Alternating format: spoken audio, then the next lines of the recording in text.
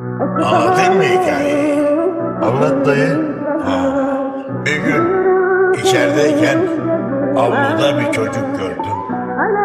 Çocuk perperişan, dünya başına yıkılmış gibi üzgün.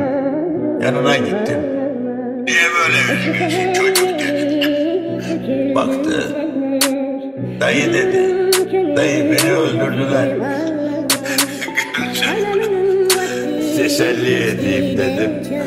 Çocuk dedim. Burada herkes ya ölmüştür ya öldürmüştür zaten. Joint Production Beats.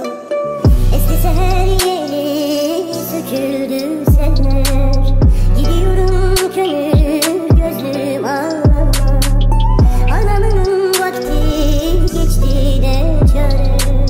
Kement atıp yollarını bağlama. Kement atıp yollarını bağlama. Ağlamanın vakti geçti ne çare. Ağlamanın vakti geçti ne çare. Kement atıp yollarını bağlama.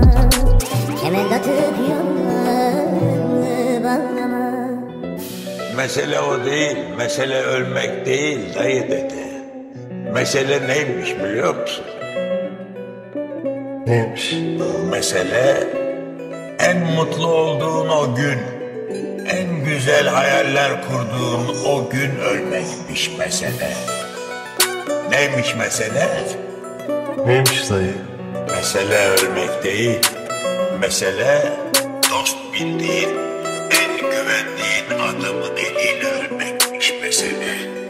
İşte böyle dedi o çocuk bana.